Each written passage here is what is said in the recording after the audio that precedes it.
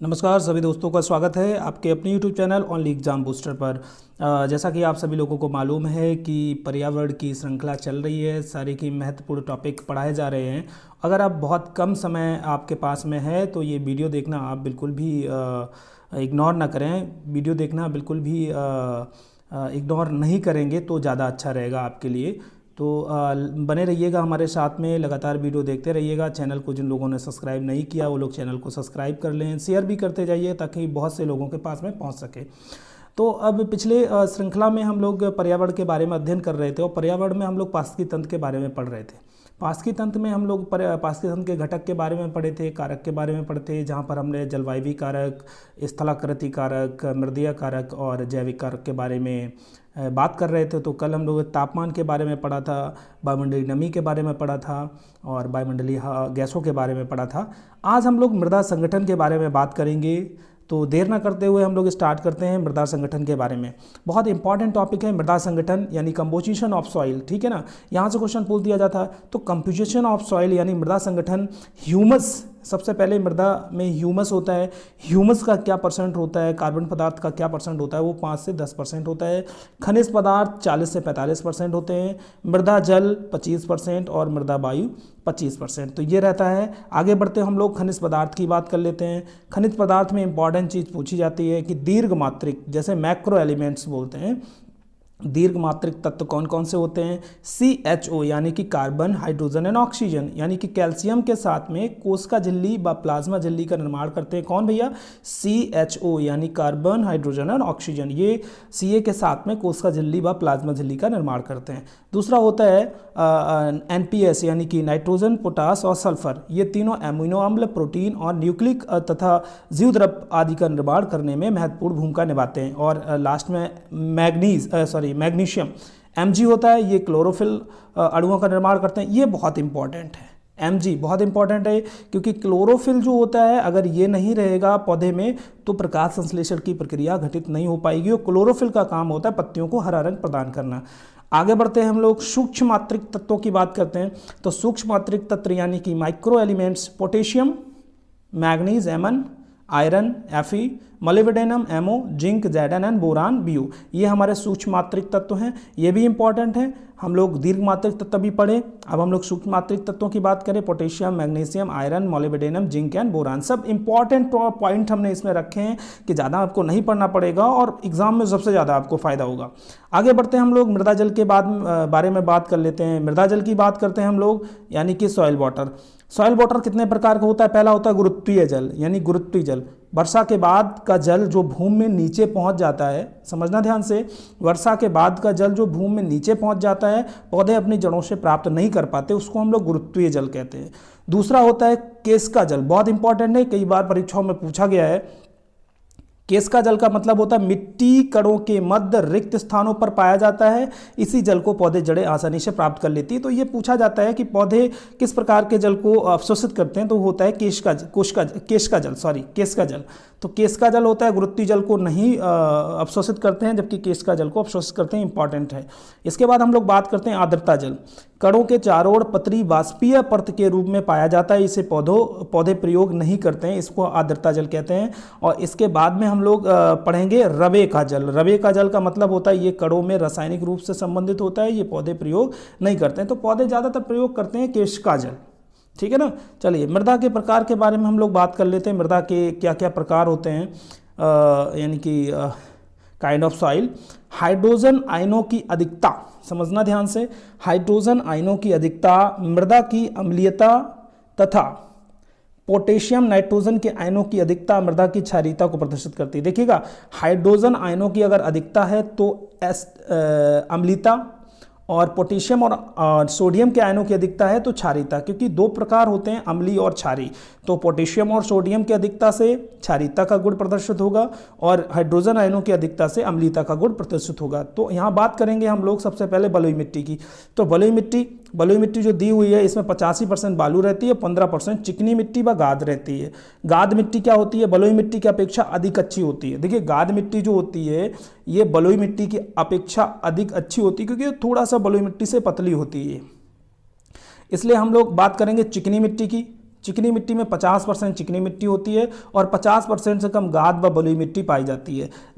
ये इंपॉर्टेंट चीज़ है यहाँ पर कि जल धारण करने की क्षमता सबसे अधिक होती है किसमें? चिकनी मिट्टी में। इसमें कार्बन डाइऑक्साइड की मात्रा अधिक होती है। ये ध्यान रखना है आपको कि जल धारण करने की क्षमता सबसे अधिक किसमें होती है? चिकनी मिट्टी में। इसके बाद हम लोग दोमट मिट्टी की बात करेंगे। बहुत उपजाऊ मिट्टी होती है, 30 से 50% बालू होती है, 30 से 50% गाद होती है, 20% से कम चिकनी मिट्टी, 10 से 15% ह्यूमस पाया जाता है।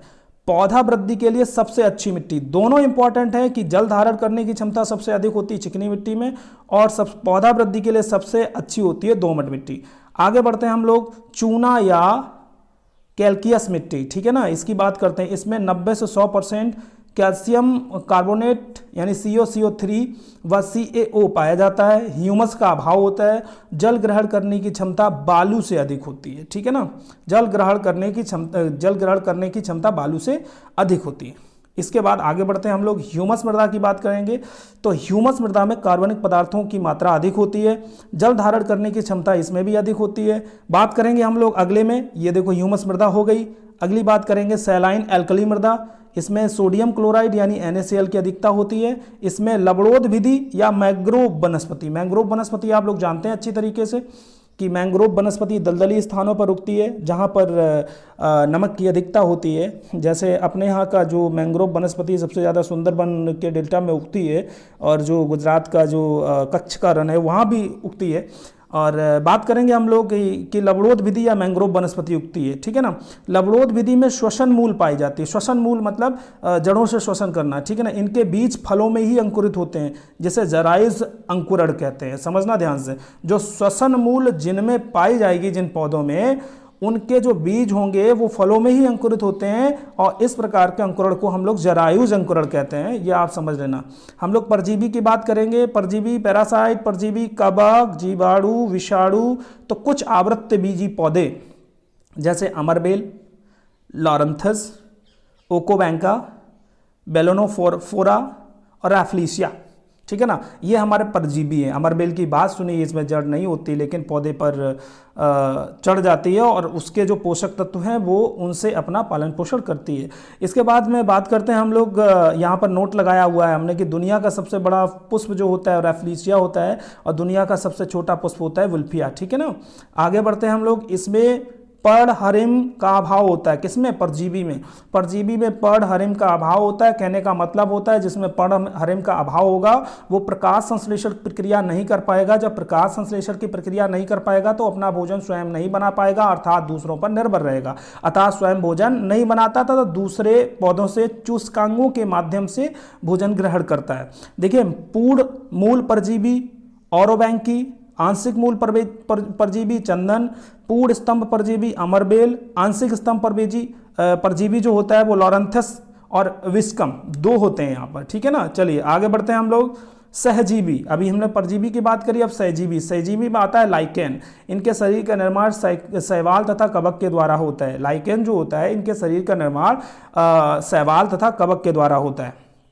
इसके बाद हम लोग बात करेंगे लेग्यूमिनेसी कुल के पौधे के जड़ में पाए जाने वाले नाइट्रीकरण जीवाणु, जैसे मटर की जड़ में राइजोबियम कल्चर। सहजीवी का मतलब ये होता है कि राइजोबियम कल्चर होता है कि पौधे कहते हैं कि हम आपको रहने के लिए जगह देंगे। सहजीवी का मतलब एक दूसरे से जीवन हो, जिसका हम आपको रहने के लिए जगह देंगे जड़ों में, आप हमें नाइट्रोजन दो। और नाइट्रोजन पौधे कभी नाइट्रोजन के रूप में ही लेते हैं, वायुमंडलीय नाइट्रोजन के रूप में नहीं लेते हैं, बल्कि नाइट्रोजन को नाइट्रेट में कन्वर्ट करके पौधे उस नाइट्रोजन को ग्रहण करते हैं। तो जो आपके सहजीवी होते हैं, जैसे मटर की जड़ों में राइजोबियम होता है, उसका काम है कि वायुमंडलीय नाइट्रोजन को नाइट्रेट में कन्वर्ट करके पौधों को प्राप्त करवाना और पौधे उसके बदले में उनको रहने की जगह देते हैं, इसलिए सहजीवी संबंध बना जाके। आगे बढ़ेंगे हम लोग माइकोराइजा की बात करेंगे। तो माइकोराइजा कवक का किसी पौधे की जड़ के साथ सहजीवन माइकोराइजा कहलाता है। माइकोराइजा जैसे चीड़, आर्किड, लीची, रैफ्लिसिया तथा अन्य पौधे की जड़ों में पाया जाता है। इंपॉर्टेंट है ये, देखिए माइकोराइजा क्या होता है ये देख लीजिएगा, ठीक है ना।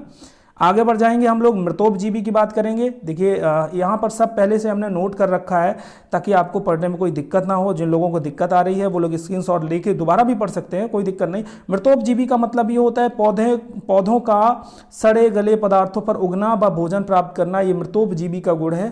पर्णहरिम का अभाव होता है, क्योंकि जाहिर सी बात है सड़े गले पौधों पर उगेगा जाके, सड़े गले पदार्थों पर उगेगा जाके, तो उनसे ही भोजन प्राप्त करता है, स्वयं भोजन नहीं बना पाता, इसलिए पर्णहरिम का अभाव होता है। कवक, ईस्ट, म्यूकर, राइजोपस, पेनिसिलियम और कुकुरमुत्ता, ये सारे के सारे मृतोपजीवी हैं। जीवाणु, मोनोट्रोपा, न्यूटिया और यूनिफ्लोरा, ये सारे के सारे मृतोपजीवी है। आगे बढ़ेंगे हम लोग अधिपादप की बात करेंगे। अधिपादप जैसे आर्किड बड़े बड़े वृक्षों की शाखाओं पर उगते हैं, ठीक है ना। अधिपादप जो होते हैं, जैसे आर्किड जो है वो बड़े बड़े पौधों की शाखाओं पर उगेंगी। कीटभक्षी पौधों की बात कर लेते हैं हम लोग। कीटभक्षी पौधों का मतलब क्या होता है? भूमि में नाइट्रोजन की कमी वाले स्थानों पर पाए जाते हैं। देखिए जहाँ पर भूमि में नाइट्रोजन, मैंने आपको पहले बता दिया, पौधे नाइट्रोजन को वायुमंडलीय नाइट्रोजन के रूप में नहीं लेते हैं, बल्कि इसको सीधा नाइट्रेट के रूप में कन्वर्ट करके लेते हैं। कीट पतंगों को मारकर नाइट्रोजन युक्त पदार्थ ग्रहण करते हैं। समझ लो ध्यान से, ये कीट पतंगों को क्यों मारते हैं? क्योंकि जो नाइट्रोजन की कमी है उसकी पूर्ति करते हैं। इसमें हरी पत्ती भी होती हैं, अतः भोजन भी बना सकते हैं। यानी कि हरी पत्ती है तो मतलब क्लोरोफिल है, और जहाँ क्लोरोफिल है वहाँ पर आपकी प्रकाश संश्लेषण की प्रक्रिया संभव है। अब यहाँ पर जैसे यूट्रिकुलेरिया, ड्रोसेरा, नेफेंथियस और डायोनिया, ठीक है ना, ये आदि पौधे होते हैं जो कीटभक्षी पौधे होते हैं। आगे हम लोग बढ़ेंगे, पारिस्थितिकी निकेत के बारे में बात कर लेंगे। पारिस्थितिकी निकेत के बारे में हम बात करेंगे तो निकेत की बात करेंगे तो जिसको कहेंगे इकोलॉजी नीचे। पारिस्थितिकी निकेत या निक शब्द का प्रयोग सबसे पहले 1977 ईस्वी में ग्रीनेल्स ने किया था। किसने किया था भैया? ग्रीनेल्स ने। यानी कि पारिस्थितिकी निकेत जो है उसका पहला प्रयोग 1977 ईस्वी में ग्रीनेल्स ने किया था। निकेत एक सूक्ष्म निवास है। निकेत का मतलब क्या होता है? एक सूक्ष्म निवास जिसमें एक ही प्रकार की जाति या उपजाति निवास करती है। ये इंपॉर्टेंट है, निकेत से संबंधित प्रश्न पूछे जाते हैं। और इसका मतलब होता है कि जिसमें एक ही जाति या उपजाति निवास करती है, यह एक सूक्ष्म निवास होता है जिसको निकेत कहते हैं। किसी एक निकेत में रहने वाले जीव समुदाय की दो जातियां साथ साथ नहीं रह सकती हैं, ये भी समझ लेना। मैंने कहा कोई एक ही जाति रहती है या फिर उपजाति रहती है, तो दो जातियां या समुदाय बिल्कुल नहीं रह सकते हैं। इसके बाद बात करेंगे हम लोग, एक निकेत में रहने वाली जाति दूसरे निकेत में रहने वाली जाति की पूरक होती है। हाँ, ये इंपॉर्टेंट। एक निकेत में केवल एक जाति या उपजाति रहती है, दो जातियाँ, दो उपजातियाँ या दो समुदाय नहीं रह सकते हैं। एक निकेत में रहने वाली जाति दूसरे निकेत में रहने वाली जाति की पूरक होती है, ये भी हम लोग लेकर चलेंगे। निकेत को प्रभावित करने वाले कौन कौन से कारक हैं, ये हम लोग बात कर लेते हैं। संख्याचर, यानी कि संख्याचर, संख्या घनत्व, प्रजाति का क्षेत्र, भोजन या आहार की आवृत्ति, ये संख्याचर, ये भी निकेत को प्रभावित करता है। संख्याचर में कौन कौन आ जाते हैं? संख्या घनत्व आ जाएगा, प्रजाति का क्षेत्र आ जाएगा, भोजन या आहार की आवृत्ति आ जाएगी। निकेत चर, स्थान की ऊंचाई, दैनिक समय की अवधि, संख्या तथा आहार में अनुपात, ये सब लिखते जाना आप। और इसके बाद में आवास चर आ जाएगा, वो मृदा की उर्वरकता आ जाएगी और ढाल की मृदा एवं ऊंचाई भी आ जाएगी। ये आपको निकेत को प्रभावित करने वाले कारक हैं। तो आज के लिए इतना ही हम लोग रखते हैं। अगले वीडियो में हम लोग निश्चित तौर पर मिलेंगे बहुत ही इंपॉर्टेंट टॉपिक लेकर। तब तक के लिए जय हिंद, जय भारत, नमस्कार।